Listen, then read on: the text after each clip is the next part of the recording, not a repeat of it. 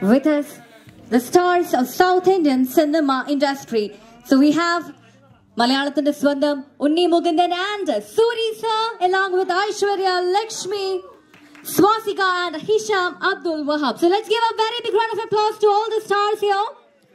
And yes, please, let's give some way for all the stars.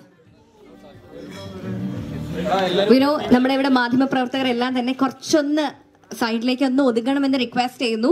Please, please. This is a very, very humble request. We know that you're all very excited to meet and talk to the stars here. So please, കുറച്ചൊന്ന് സൈഡിലേക്ക് മാറി നിന്ന് കഴിഞ്ഞാൽ we can actually start with the proceedings of today. So എല്ലാവരും ഒന്ന് ചേട്ടാ നമുക്ക് കുറച്ച് കഴിഞ്ഞിട്ട് വീഡിയോ എടുത്താലോ 2 minute. Please, please, please, please. We have all the stars here. അപ്പോൾ തുടങ്ങുമ്പോൾ തന്നെ let's welcome ഒരു ആലപ്പുഴക്കാരൻ നമ്മുടെ കൂടെ ഉണ്ട്. അത് പറഞ്ഞപ്പോൾ അദ്ദേഹം മാത്രം നോക്കുന്നുള്ളൂ. I don't know. Anyone know who's that ആലപ്പുഴക്കാരൻ in this gang, in this team? എല്ലാവരും വേറെ വേറെ. പക്ഷെ കുറച്ച് പേര് I heard someone telling the right answer. അദ്ദേഹം ചിരിക്കുന്നുണ്ട്. So I think yes. So that musical maestro who's shaping the Indian music industry. And very recently, maybe around a week back, I saw the movie Hi Nana.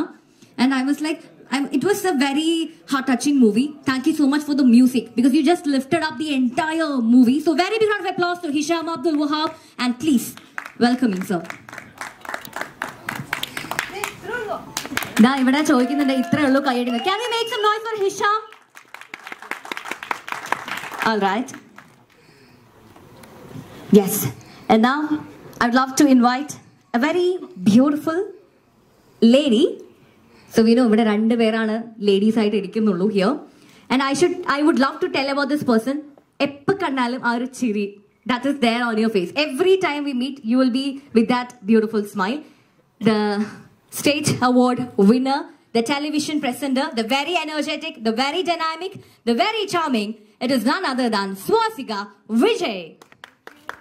Yes, veendum aa kayyadi evada poi nalloru kayyadi kodukam. Yes. Now, can I welcome one of my favorite actresses who has been portraying ippom nammal eduthu nokkaanengil thanne the very, very blockbuster hits Maya Nadil Thodangi to the very fierce Kumari and then to some blockbuster hits of Ponniyin Selvan, and now you have been here with us. So നമ്മുടെ മലയാളികളുടെ എല്ലാ സ്നേഹവും എടുത്തുകൊണ്ട് let's welcome, let's invite the very charming, the very beautiful Aishwarya Lakshmi. Yes, Kayadi. Aishwarya is telling itra Kayadi madina. Itra Kayadi madiyo. Okay. Oh yes, adondana. But I know that all of them might be very big fans of yours. All right. So now we're moving on to a very, very important person who has been. Adehana actually is cinemade backbone in the namakku parayam. I don't know whether you understand what I am saying in Malayalam. So a very Malayalam theriyuma? Ungalukku Malayalam theriyuma? Nalla katti kodukra avanga solra. Enikkonnu manasilayilla, but I hope. Okay, so we are now moving on to welcoming the very, very important person of this movie, and who is not just an actor who started off with some doing odd jobs in the set. Maybe nammal behind the scenes la orikkalum kaanatha pala joligalum cheyid, who always wanted to come on screen, come in front of the screen. Pinnide kore naal he waited for so many years, and finally there came a movie called Vennila Kabadi Kulu, and in just a very, very single role that changed the entire thing. So adinu shesham pinnide ee comedy roles il ninnum he is not just a comedy actor, an actor with depth. The story of this movie is by Suri sir. So can we have on stage the one and only, the man behind Maman, none other than Mr. Suri sir. Welcome sir. Please be seated. Vanakkam. All right. Yes.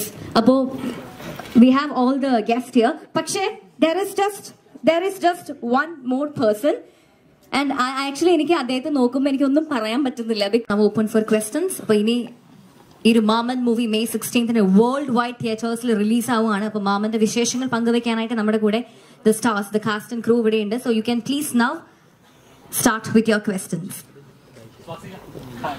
Hi. First of all, congratulations. Thank you. ചോദ്യം ഇതാണ്, ഐശ്വര്യ പറഞ്ഞതുപോലെ തമിഴിൽ ചെയ്ത കഥാപാത്രങ്ങളിൽ നോക്കുമ്പോൾ വളരെയധികം ഡെപ്തുള്ള കഥാപാത്രങ്ങളാണ്. അത്രത്തോളം കേരളത്തിൽ ഇറങ്ങിയപ്പോഴും അത്രത്തോളം റീച്ചായി.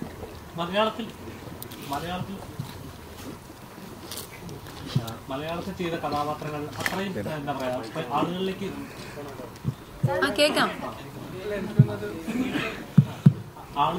അത്രത്തോളം എത്തിയില്ല. എപ്പോഴും തോന്നിയിട്ടുണ്ട് എനിക്ക് മലയാളത്തിൽ കിട്ടാത്ത റെക്കഗ്നൈസേഷൻ തമിഴിലേക്ക് കിട്ടുന്നുണ്ട് എന്നൊരു.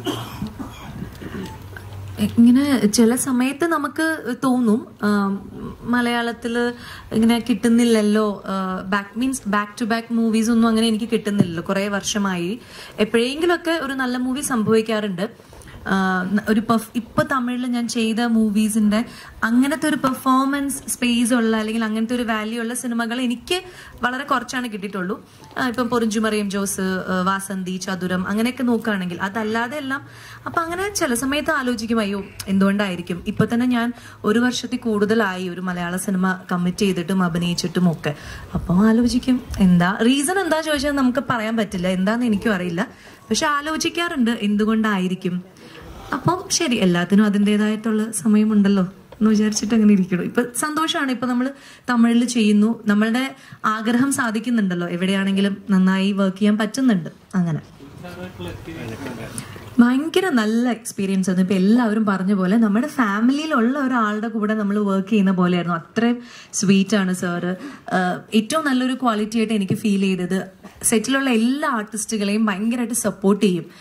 ഓരോ ഷോട്ട് കഴിയുമ്പോഴും ആ ഷോട്ട് നന്നായിരുന്നു എന്ന് വന്ന് പറയാനുള്ളൊരു സമയം അദ്ദേഹം കണ്ടെത്തും. അത് അന്നത്തെ ദിവസം പറയാൻ പറ്റിയില്ലെങ്കിൽ പിറ്റേ ദിവസം ഓർത്ത് വെച്ചിട്ട് പറയും. അപ്പം അങ്ങനെ ഓരോ ദിവസവും ഈ 32-40 ദിവസം നമ്മൾ അഭിനയിച്ചു. ഈ 40 ദിവസവും നമ്മുടെ അടുത്ത് വന്നിട്ട് നിങ്ങൾ ആ ചെയ്ത നന്നായി, ആ സീൻ നന്നായി, അങ്ങനെ എടുത്തെടുത്ത് പറയുമ്പോൾ നമുക്കത് ഭയങ്കര ഊർജ്ജമാണ്. അപ്പൊ അങ്ങനെ ഒരു കോ സ്റ്റാറിന്റെ കൂടെ വർക്ക് ചെയ്ത സന്തോഷം. പിന്നെ സാറിന്റെ ലൈഫ് തന്നെ നല്ലൊരു ഒരു പാഠമാണ് നമുക്ക്. ഒരിക്കലും ഗിവ് അപ്പ് ചെയ്യരുത്. എന്ത് പ്രശ്നം വന്നാലും നമ്മുടെ ആഗ്രഹത്തിന് ഫോളോ ചെയ്യുക. അതിനുള്ള ഏറ്റവും നല്ലൊരു എക്സാമ്പിളാണ് സാറിന്റെ ലൈഫ് തന്നെ. അപ്പൊ അത് വഴിയെ നമുക്ക് എല്ലാവർക്കും മനസ്സിലാവും ഓരോരോ കഥകളിലൂടെയും സിനിമയിലൂടെയും. സോ അത്രയും നല്ല ഒരു വ്യക്തിയോട് വർക്ക് ചെയ്യാൻ പറ്റി. സാറ് മാത്രമല്ല കേട്ടോ, ഇപ്പം അതിൽ അഭിനയിച്ച എല്ലാവരുടെയും കൂടെ കുറെ സീനിയർ ആർട്ടിസ്റ്റുകളുണ്ട്. JP sir, Rajkiran sir. So എല്ലാവരും കൂടെ വർക്ക് ചെയ്യുമ്പോൾ നമുക്ക് ഡിഫറെന്റ് എക്സ്പീരിയൻസ് ആണ്. ഐഷു ഞാനും ഞങ്ങൾ സെയിം അല്ലെങ്കിൽ വൈബ് അങ്ങനെയാണെങ്കിൽ പോലും ഐഷുവിന്റെ കൂടെ കുമാരിയിൽ വർക്ക് ചെയ്ത എക്സ്പീരിയൻസ് പോലെ അല്ല എനിക്ക് ഇതിൽ കുറച്ചും കൂടി ഐഷു ആ ഇമോഷൻസിനെ, ആ പ്രോസസ്സിനെ ഹാൻഡിൽ ചെയ്യുന്ന രീതിയൊക്കെ നമുക്കും ഒരു ലേണിംഗ് പ്രോസസ് തന്നെയാണ്. എങ്ങനെയായിരിക്കും ഒരു സെറ്റിൽ അല്ലെങ്കിൽ ഒരു ക്യാരക്ടറിനെ. അപ്പൊ ഓരോ പ്രാവശ്യം എല്ലാവരും ഇങ്ങനെ വളർന്നുകൊണ്ടിരിക്കുകയാണ്. അപ്പം അതെല്ലാം കണ്ട് മനസ്സിലാക്കി നല്ല രസമുള്ള ഒരു 40 ദിവസത്തെ വർക്കായിരുന്നു. ഫാമിലി അറ്റ്മോസ്ഫിയർ ആയിരുന്നു സിനിമ പോലെ തന്നെ. ഇപ്പം ഹാപ്പിയാണ്.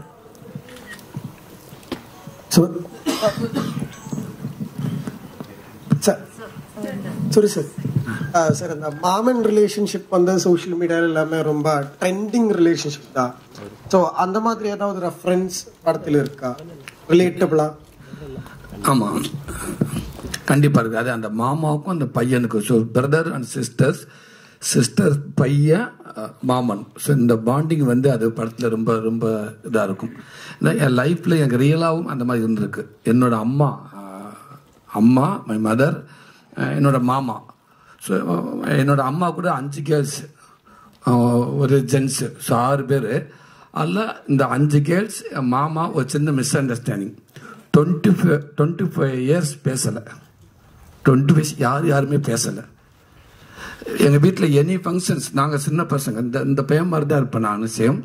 ஆனால் நாங்கள் ஒவ்வொரு டைம் நம்ம ஃபங்க்ஷன் அங்கே தமிழ் வந்து எனி ஃபங்க்ஷனுக்கும் ஃபர்ஸ்ட் இம்பார்ட்டன்ஸ் வந்து மாமா, அவங்களுக்கு தான் முக்கியத்துவம் கொடுப்பாங்க, அவங்களுக்கு தான். ஸோ எல்லாத்துலேயும் பார்க்குற மாமா வரமாட்டார், மாமா வரமாட்டார். ஒய் கேட்டால் இல்லை ஒன்றும் இல்லை வரமாட்டார். ஸோ இங்கேருந்து நாங்கள் ரொம்ப பெரிய பையன் வரைக்கும் ஆகிட்டோம். அப்பவும் வரமாட்டார். என்னன்னு கேட்ட ரீசன் சொல்லவே மாட்டாங்க. எப்படா எனக்கு சின்ன பசங்க உங்களுக்கு தெரியாது அப்படின்றாங்க. 25 இயர்ஸ்க்கு அப்புறம் எங்கள் மாமாவும் எங்கள் அம்மாவும் ஒரு இடத்துல மீட் பண்ணாங்க. அவங்களால பேசவே முடியலை. ஒரு 5 மினிட்ஸ் பேசவே முடியலை அவங்களால. ஸோ அதுக்கப்புறம் தான் மீட் பண்ணாங்க. இதெல்லாம் தான் எனக்கு ரொம்ப கஷ்டமாக இருந்துச்சு. இது ஸோ இந்த மாதிரி நிறையா விஷயங்கள் இந்த இதுக்குள்ளே இருக்குது. ஒரு ஹஸ்பண்ட் ஒரு மனைவிக்குள்ளே, ஒரு ஒய்ஃப் அவங்களுக்குள்ளே இருக்க ஒரு சின்ன சின்ன விஷயங்கள், சிஸ்டர் பிரதருக்குள்ளே ஒரு சின்ன சின்ன விஷயங்கள், இல்லை அந்த மாமன் பையன் மட்டும் இல்லை, நீங்கள் அந்த இடத்துல அந்த பையனை எடுத்துகிட்டு யார் வேணாலும் வைக்கலாம். 2 பிரதர்ஸ் வைக்கலாம், அம்மா அப்பாவை வைக்கலாம், யார் வேணாலும் வச்சு பார்க்கலாம். லைஃப்பில் ஒரு சின்ன சின்ன பிணக்கங்கள் ஸோ அந்த மாதிரி ஒரு சின்ன சின்ன விஷயங்களில் மிஸ் அண்டர்ஸ்டாண்டிங் லைஃப்பில் யாருமே கூட பிறந்தவங்க என்ன சொல்றதுங்களே உடன்பிறப்பு யாரும் பேசுறதே இல்லை. சின்ன சின்ன ப்ராப்ளம் தான். 10 years 15 யாரும் பேசுறதே இல்லை.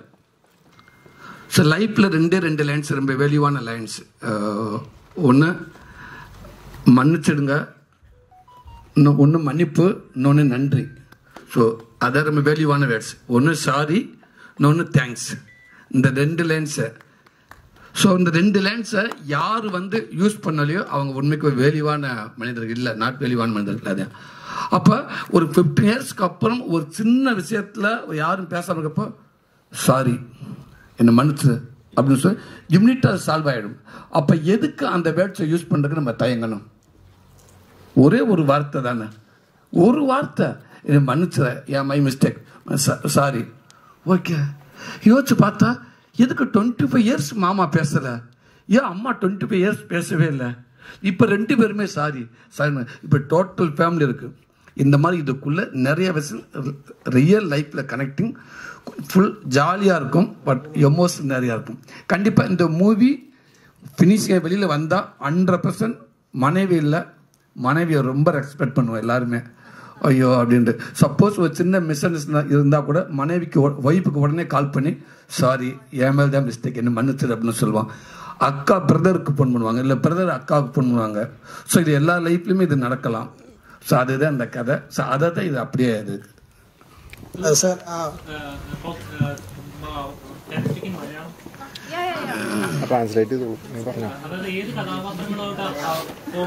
சாரி, நான் ரொம்ப லென்த்தாக பேசிட்டேன்னு புரியலையா? சாரி, அது கொஞ்சம் டீட்டெயிலாக சொல்ல வேண்டியதாக இருக்குது. சரி, ஓகே.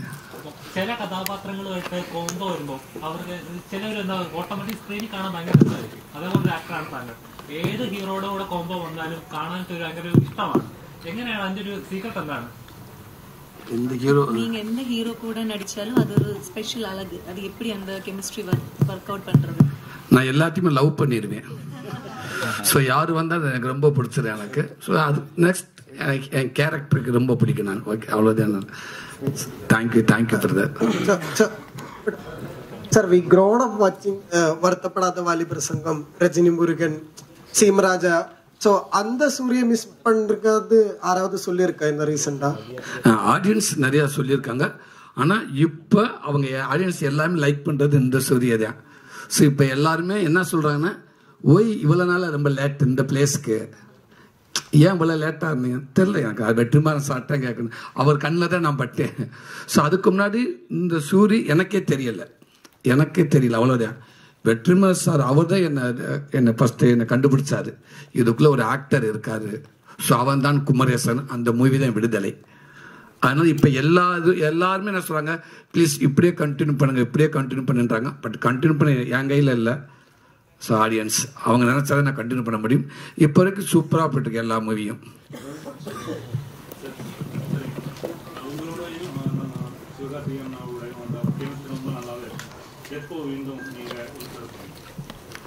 இல்லை, கண்டிப்பாக ஒருவேளை சிவகார்த்திகேயன் நல்ல ஸ்கிரிப்ட் அதே மாதிரி வந்துச்சுனால் 100% அது ஓகே, எனக்கு கரெக்டாக இருக்கணும். காரணம், நான் ஃபஸ்ட்டு மாதிரி போயிட்டு ஏதோ சும்மா ஜாலியாக தம்பி கூட ஃபுல்லாக பண்ணிட முடியாது.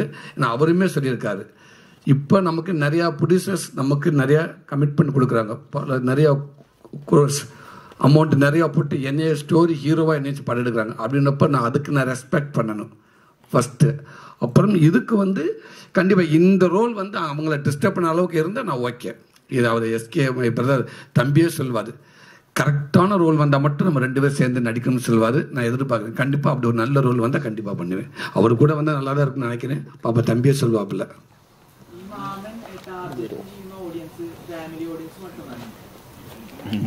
ஃபேமிலி ஆடியன்ஸ் தான் ஹோல் ஆடியன்ஸ். ஃபேமிலிக்குள்ளே எல்லாமே வந்துடுவாங்கல்ல, சின்ன பையன் இப்போ எல்லாமே வந்துடுவாங்க. ஃபேமிலி அண்ட் எமோஷனல் இருக்கும், ஃபன் இருக்கும் ஃபுல்லாக. இதில் ஒரு 10 பேரை மட்டும் எடுத்துட்டோம்னா எங்கள் ஃபேமிலி தான். நம்ம யாராவது அங்கே மூவி பார்க்க எங்கள் ஃபேமிலி போகிறா இருந்தால் தேட்டருக்கு அங்கே சொல்லுவாங்க, சார் இவர் ஃபேமிலி வர ஆல்ரெடி சொல்லியிருந்தா நான் இந்த ஷோ கேன்சல் பண்ணியிருப்பேன், இவர் ஃபேமிலியை வர வச்சிருப்பேன் அப்படின்னு சொல்லுவாங்க.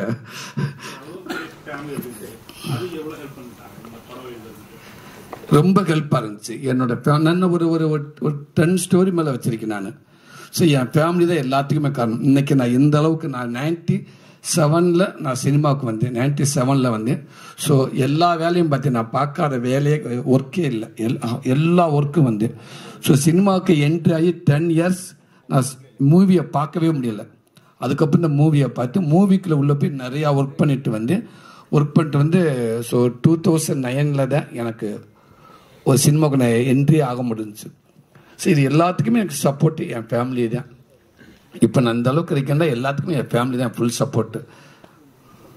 சார் சரி சார் இங்கே சார் இந்த படத்தோட லான்ச் தமிழில் நடந்தப்போ நீங்கள் வந்து எஸ்டிஆர் கூட இருக்க ஒரு ஸ்டோரி சொன்னாங்க.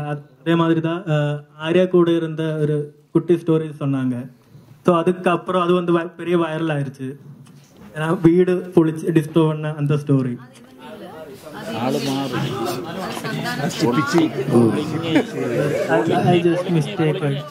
இல்லை சாரி தெரியல. Okay okay okay. Soori lean black man சும்மா ஜாதிக்கு சொல்றாரு. நான் தெரியல அது சார் வேற அது. Sorry brother. ഐശ്വര്യ ഇപ്പം തമിഴിൽ നടന്ന ലോഞ്ചിൽ ഐശ്വര്യയുടെ സ്പീച്ച് ഉണ്ടായിരുന്നു. അതായത് സൂര്യ സാറാണ് നായകൻ എന്ന് പറഞ്ഞപ്പം ഇങ്ങനെ നായിക ചെയ്യാൻ പറ്റുമോ എന്ന് ചോദിച്ചു. ശരി എന്തായിരുന്നു ശരിക്കും നടന്നത്? എന്താണ് സംഭവിച്ചത്? എന്താ ഇവിടെ ശരിക്കും ഞാൻ സിനിമ എടുത്തു കഴിഞ്ഞാൽ നമ്മൾ ഷൂട്ടൊക്കെ തുടങ്ങി ഇടയ്ക്കിടയ്ക്ക് ആൾക്കാർ കാണുമ്പോൾ ഇങ്ങനത്തെ ചോദ്യങ്ങൾ ചോദിക്കാൻ തുടങ്ങി. അപ്പൊ എനിക്ക് മനസ്സിലാവുന്നില്ല എന്താന്നുള്ളത്. പുള്ളി കണ്ടിന്യൂസ് ആയിട്ട് ഹിറ്റ്സ് കൊടുക്കുന്ന, ഹിറ്റ്സിനും ഉപരി എനിക്ക് ഇഷ്ടപ്പെടുന്ന സിനിമകൾ ചെയ്യുന്ന ഹീറോ ആണ്. അപ്പൊ എനിക്ക് ഇങ്ങനത്തെ ഒരു ക്വസ്റ്റ്യൻ ചോദിക്കുമ്പോൾ ഇവരെന്തുകൊണ്ടാണ് ചോദിക്കുന്നത്? എനിക്കല്ലേ വലിയൊരു അവസരം എനിക്കല്ലേ കിട്ടുന്നത്. അപ്പൊ എന്താ ഇങ്ങനെ ഒരു ക്വസ്റ്റ്യൻ ചോദിച്ചതെന്ന് എനിക്ക് മനസ്സിലായില്ല. ഇൻഡസ്ട്രിയിലുള്ളവരാണ് ചോദിച്ചത്. പിന്നെ അപ്പൊ ഇതൊരു ക്വസ്റ്റ്യൻ മാർക്കായിട്ട് നമ്മുടെ മനസ്സിൽ കിടക്കുമല്ലോ. അത് കഴിഞ്ഞ് ഷൂട്ടിന് പൊയ്ക്കൊണ്ടിരിക്കുമ്പോൾ എനിക്ക് ഓരോ ദിവസം നമുക്ക് ഭയങ്കര നല്ല എക്സ്പീരിയൻസ് ആണ്. ആസ് എ ഹ്യൂമൻ ബീങ് വളരെ സൂതിങ് ആയിട്ടുള്ള രീതിയിൽ എൻ്റെ മനസ്സിരിക്കുന്നത്. നമ്മൾ സെറ്റിലുള്ളപ്പോഴൊക്കെ വേറെ പ്രശ്നങ്ങളില്ല, ഈഗോ ഇഷ്യൂസ് ഇല്ല, സെറ്റിൽ സമയത്തിന് വരാത്തതിൻ്റെ പ്രശ്നങ്ങളില്ല. നമ്മൾ ഷൂട്ട് ചെയ്യുന്നതെല്ലാം കൊളാബറേറ്റ് ചെയ്തിട്ടാണ് ഷൂട്ട് ചെയ്യുന്നത്. ശ്വാസിക അഭിനയിച്ച സാറ് നമ്മുടെ മാത്രമല്ല, സാറ് നമ്മളില്ലാത്ത സ്ഥലങ്ങളിൽ നമ്മളെ പറ്റി പോയി പറയും. ഇപ്പൊ PR-ന് വേറെ കാശൊന്നും കൊടുക്കണ്ട, സാറുണ്ട്. അങ്ങനത്തെ വേറെ കാശ് കൊടുക്ക വേണ്ട, നീങ്ക தான் പോയി ഭയങ്കര സപ്പോർട്ടീവ് ആയിരുന്നു. അപ്പോൾ എനിക്കത് ഭയങ്കര ഇമോഷണൽ ആയിട്ടാണ് ഫീൽ ചെയ്തത്. ഇത് എനിക്ക് അത് പറയണം എന്ന് തോന്നി. അങ്ങനെ ഒരു ചോദ്യം ആരുടെയെങ്കിലും മനസ്സിലുണ്ടെങ്കിൽ അത് മാറണം എന്ന് തോന്നിയത് കൊണ്ടാണ് അവിടെ പറഞ്ഞത്. അത് പറയാൻ വേണ്ടി പ്ലാൻ ചെയ്ത് പോയതൊന്നുമല്ല, വന്നുപോയി. ഐശ്വര്യ, തഗ് ലൈഫിന്റെ എന്തെങ്കിലും അപ്ഡേറ്റ്? ഇപ്പൊ ഈ വർഷം റിലീസിന് വരുന്ന സിനിമ, അതെ, അപ്പോ അതിന്റെ എന്തെങ്കിലും അപ്ഡേറ്റ്? June 5-നാണ് release. എനിക്ക് ചെറിയൊരു റോളാണ് സിനിമയില്.